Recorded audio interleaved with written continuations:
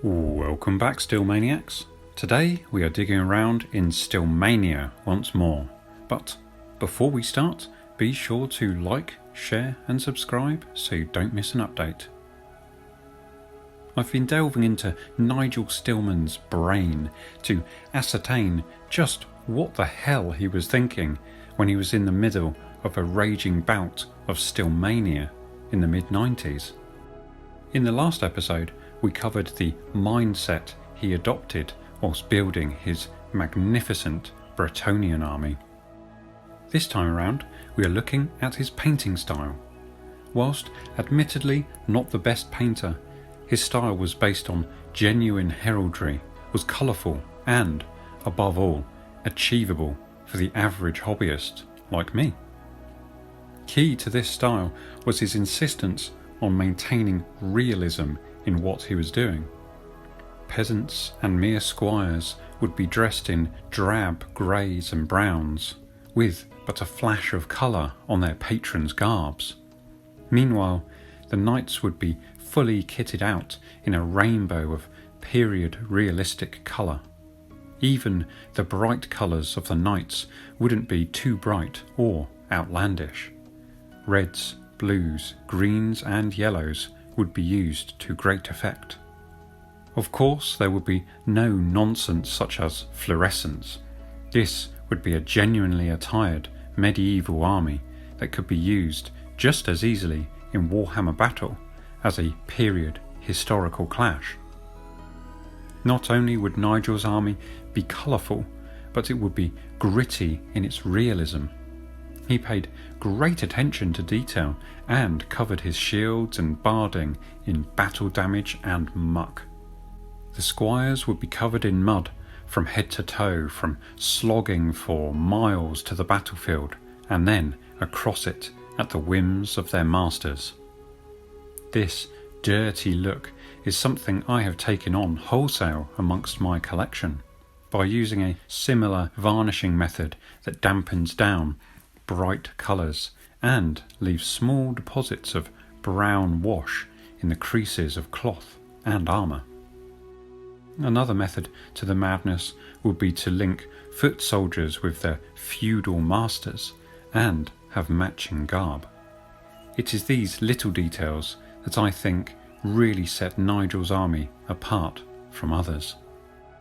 Nevertheless, we are here to listen to some nuggets of wisdom from the man himself. Let's have at it then. Painting a Bretonnian army. Last month I told you how I put the army together, and I am beginning to think about painting now. It's a good idea to turn over the options in your mind and think about the look of your army for a long time before getting stuck in.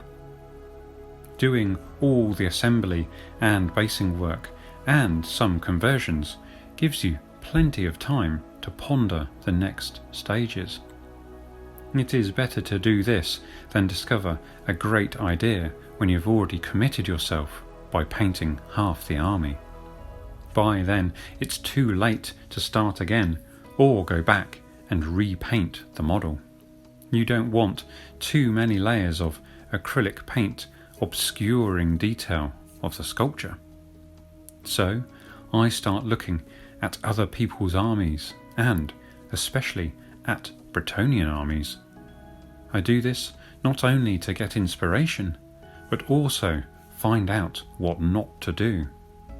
I also ask lots of questions. Dave Andrews has some nicely painted and quite striking knights, and has spent a long time collecting medieval armies. So I asked him to sum up in a single sentence his philosophy on painting knights. He replied with a gem of wisdom: make the heraldry stand out as the most striking part of the unit by choosing more sombre colours for the ordinary clothes. This was good advice to know before painting. All too often you see armies which look well painted but somehow strange. This is because all the colours on the models dazzle you. Boots, belts, tunics, hats and so on are all in the brightest colours, breaking up the outline of the model. This was actually a camouflage technique known as dazzle painting, used in wartime on such things as battleships, which were so large that ordinary camouflage would not work. Instead, the dazzle painting made it difficult to tell what the object was or in which direction it was going. Well, if you dazzle paint your army, it will have the same optical effect. The danger is especially true for Bretonnian heraldry. Dave added another wise observation. Most historical heraldry was dominated by the colours red and yellow. Other colours were rarer. This was more good advice. Red and tallow are warlike colours. Using this idea, my knights could display a great variety of heraldic designs and yet look good massed in units.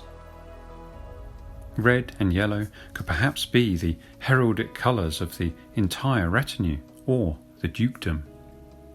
The principle could be applied to other colour schemes such as blue and white or blue and yellow. After painting all the commoners red and yellow, I decided to opt for blue and white for the knights and some of the squires, as a more Bretonnian colour. Dave volunteered a third piece of wisdom: use a subdued shade of the heraldic colours for the livery of the men at arms. Immediately I saw that I could use a dark mulberry red and deep tawny yellow for the partly coloured surcoats of the men-at-arms, archers and squires. This would be in keeping with the theme of the army. It would provide a unity, if not a uniform, to the army, and show that the commoners belonged to the same retinue and dukedom. The commoners would not upstage the knights in the magnificence of their attire, which is befitting their humbler status.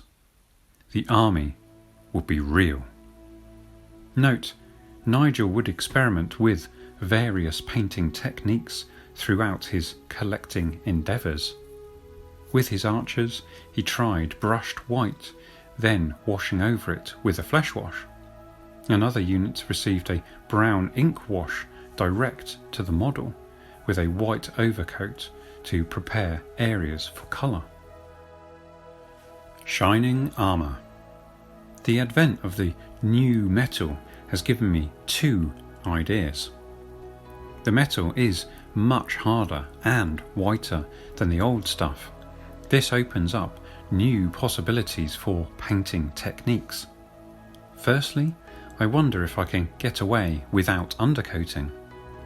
The metal is almost white anyway, and I don't intend to use black undercoat, so maybe I can paint straight on. I shall experiment. Secondly, if I don't undercoat, then perhaps I could carefully burnish the bare metal armour of some of the knights to make it shiny, then wash over it with thin black ink to define the detail. In this way I can have knights in really shining armour with the minimum of painting. This appeals a lot, and I shall try it. The same technique would be good for swords. The art of war. Now is a good time to give consideration to what kind of army I want to build from a tactical point of view. I have thought a lot about its appearance, which is very important to me, and also the technical details of building the army. But I want the army to be as good in battle as it will look. This is fairly easy, as I have had plenty of opportunity to practice with a Bretonnian army when we were playtesting the rules. Although I seldom had the complete choice of troops I would have liked, I gained insight. If the army was completely new to me, I would fall back on my experience with other armies. especially those with similar troop types to guide me. Of course, I can also seek the wisdom of good players who have either fought with Bretonnians or against them. Having said that, tactics are a very personal thing. Copying another player's style of play or army composition is a recipe for disaster. You must evolve your own methods. The Bretonnian army appeals to me because of its unique character. So I will organise my army to be in character with the background and the spirit of the army. So what is the spirit of a Bretonnian army? Bretonnian knights are the best mounted shock troops in the world.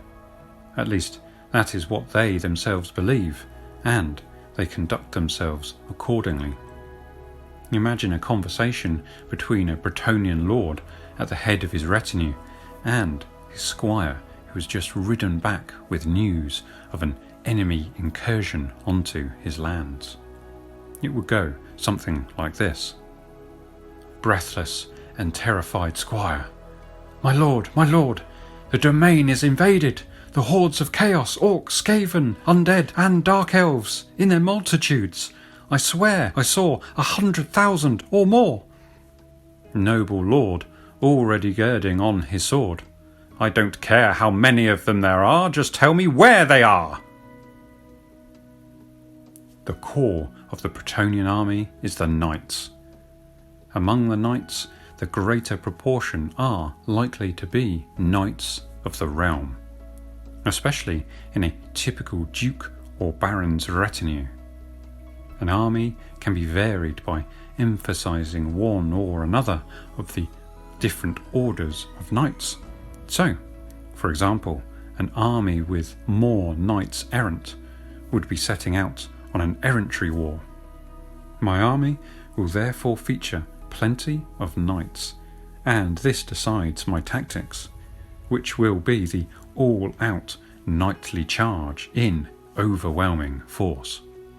This in turn will call for careful deployment, since changing one's mind in the middle of a battle is not an option that is likely to occur to a Bretonnian lord, and his troops are highly unlikely to be able to respond if he did.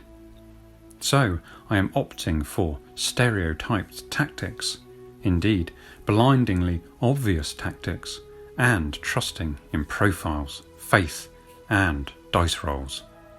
To win, all I need to do is make sure that the maximum hitting power of the knight's charge is into the main part of the enemy to smash them. It is just like a joust, multiplied several times over. These are honourable tactics. There is nothing tricky or gimmicky to catch the enemy out. The only way they can win is to divert or cancel out the onslaught in some way, or prove themselves harder and braver than the knights. If my army loses, I feel that they fought well and with honour, despite the low cunning of the enemy. If my army wins, then no one can argue that the victory was anything other than honourable and won fair and square. However, it is not quite as simple as that. There is some subtlety in the Bretonnian army. It is, after all, an army raised from a society devoted to war. The long experience of the Bretonnians in defeating their enemies has resulted in the Bretonnian army that we see today. It has everything it needs: excellent shock cavalry, solid infantry, missile troops, fast cavalry, skirmishers and sorceresses. The knights and archers even have their own unique formations, the lance and arrowhead, honed through years of practice to maximise their advantages.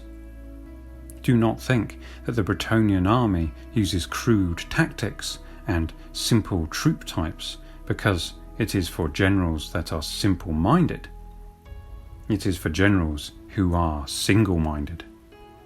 Whereas Orc warlords come off the battlefield with a headache because of the effort of commanding their bickering and diverse hordes, Bretonnian generals just come off the battlefield with an armache. In the Bretonnian army, based as it is on a feudal hierarchy, everyone knows his place and his duty. You can make one single deployment plan for the army, draw it on a scroll, and that's it. It will serve with minimal variations for every battle. If you never spare another thought on the matter, you will probably win 50% of the time, providing you are true to the spirit of Bretonnia and field plenty of knights. If you think for a couple of minutes before the battle to take account of the terrain or the specific enemy opposite you, without necessarily altering the position of any unit in the plan, you will probably win 75% of the time. The subtlety lies in the number and size of the units in the army, the proportions of different troop types, and the knightly virtues of the characters and which units they accompany. Although many players swear by magic items as the ultimate key to victory, remember that the Bretonnians tend to shun such things. After all, most magical items they encounter are either old relics from the distant and disreputable past of dwarves and elves, notoriously dishonourable folk, or nasty things made by vile enemies steeped in evil and wickedness, only able to snatch a victory from decent people by low cunning. Bretonnians, however, live in an optimistic age of faith and honour, lit by the radiance of the blessed Lady of the Lake and her everlasting chalice. Magic is not to be trusted and can backfire on those who rely on it. Honourable warriors trust in their own virtues won by feats of arms. Thus, magic items will be severely limited in my army to things appropriate to the Bretonnians. Chivalrous relics, ladies' favours, inspiring banners, blessed swords, and holy chalices. Such things are enchanted by pure faith and not by the spooky incantations of gibbering and misguided wizards. Furthermore, if I choose to have a magic item, I will make sure I actually model it onto the character who is supposed to be carrying it. I have not yet decided on the final composition of my army, but I will describe its provisional order of battle as I envisage it at the moment. The army will be 2,000 points in total, with enough spare models to allow for up to 3,000, and chosen to be acceptable in a tournament. This presents no problem since it is intended to represent a modest and fairly realistic Bretonnian retinue. Note, adding recognition pennants to the lances of the Knights of the Realm makes them look even more impressive, especially if their heraldic designs are simple. Horses barding painted in one colour benefits from not having a border in a contrasting colour. The General. The General will be a Bretonnian lord represented by a converted Green Knight model. I intend to replace his sword with a morning star representing the morning star of Fracas. For this, I need to put a weapon haft in the model's fist, add a short length of chain with a scratch-built spiky ball on the end. The pose of the model is just right for this weapon. My general will have red and yellow heraldry. He'll be the only Grail Knight in the army, and so will wear the fleur-de-lis emblem. Battle Standard Bearer. The Battle Standard Bearer will be converted from a special character model, perhaps Repance or Tristan. I will therefore be using the models to represent characters that I have devised myself, rather than the specific special characters they originally portray. I shall therefore be converting the models to make them unique and appropriate to the characters I create. Painting plans, red and yellow heraldic design. The battle standard bearer will be a knight errant, as befits the youthfulness of the Repent's model, who has been entrusted with the banner as his errand, as to win his spurs. There is clearly a story here to add to the descriptive narrative, and I will put as the prologue to my army roster sheet. The banner will be cloth of gold, displaying the fleur-de-lis. Heroes.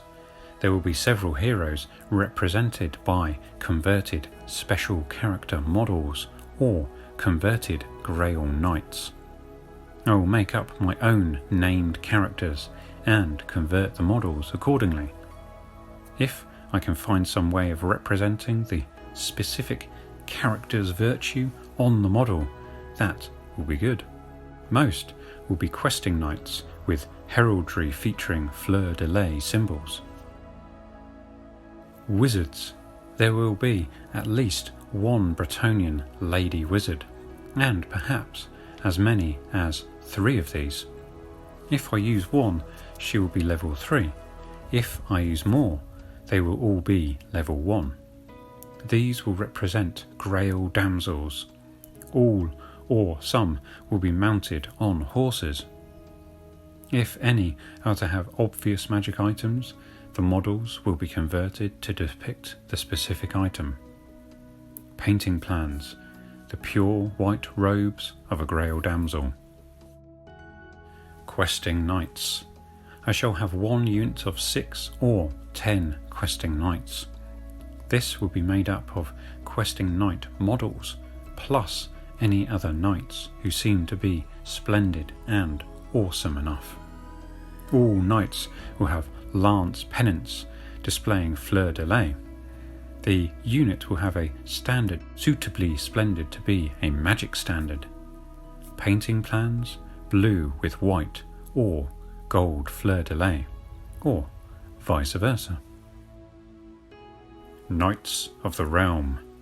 The rest of the knights, those not chosen to be questing knights, will be organised into 1 or more units of Knights of the Realm. I do not expect to field all of them in most battles. All knights will have lance pennons, like Norman gonfalons, as shown on the Bayeux tapestry. Painting plans, various heraldic colours, predominantly red and yellow. Knights Errant. There will be 1 unit of 10 Knights Errant as my reckless vanguard. The knights will have ladies' favours, scarves, veils, garters, tresses, etc., tied to their lances instead of pennants, as befits dashing Knights Errant. The unit will have an errantry banner, perhaps plain red, with tails like the French oriflamme. Painting plans, blue and white geometric heraldic devices on shields and horse barding. Men at arms. There will be 1 big unit of spearmen, numbering at least 20, probably 30 or more. The unit will have a large banner. Painting plans, mulberry red and tawny yellow surcoats and shields. Squires. There will be 1 unit of about 10 squires for use as skirmishers. A standard is not essential for their tactical role, but I may make one anyway. Painting plans. These will be different to the basic scheme. Tunics to be green as a primitive form of camouflage. After using Wood Elves, I find that this really works in the game when you occupy woods with skirmishers, as opponents forget they are there. Also, this gives me the option to use them as Robin Hood's merry men in light-hearted quasi-historical skirmish games, or, as the band of the Bretonnian equivalent, Bertrand le Brigand. Mounted Squires. I have enough mounted squires for one big unit, or 2 or 3 smaller units, but I do not expect to be able to field all of them in most battles. I will make a regimental banner, but I may not always use it, depending on whether I field all of them, or only a few horsemen as skirmishers. Painting plans, blue and white surcoats. The mounted squires, being servants of the knights, should perhaps have sacks full of baguettes, flagons of wine, blanket rolls and various other bits of gear hanging from their saddlebags. This will call for some conversion and modelling work, but will look good. Bowmen. I will raise 2 units of 10 bowmen, but I expect to use only 1 or perhaps none in most battles. The units will have banners, painting plans, mulberry red and tawny yellow tunics. Colours of the Dukedom. When I first planned my army, I settled for red and yellow as the colours of the Dukedom and theme for my army. I painted up most of the infantry in these colours. Then I tackled the Knights of the Realm and painted them in individual colours. I learnt something from the results. Firstly, that it is good to have a colour scheme for the army, as the heraldic colours of the Dukedom. It creates unity, a sort of uniform which allows for individual designs. Secondly, the choice of colours was not quite right for me. There is nothing wrong with a red and yellow scheme, but somehow it was not Bretonnian enough. I felt that these colours were more evocative of the Empire or Tylea, so didn't quite work for my Bretonnians. There needed to be blue in my army in large amounts. The psychology behind this is probably that the medieval French flag was blue, and therefore, in my mind, blue is the obvious colour for a fantasy medieval French army. Deciding that blue was best for Bretonnians, I could opt for blue all over, blue and white, or blue and yellow designs to give my army the desired feel. Therefore, I made this change of plans before tackling the next unit of knights, the Knights Errant. Now that I've opted for blue as the overall theme, it becomes the ducal colour for the army.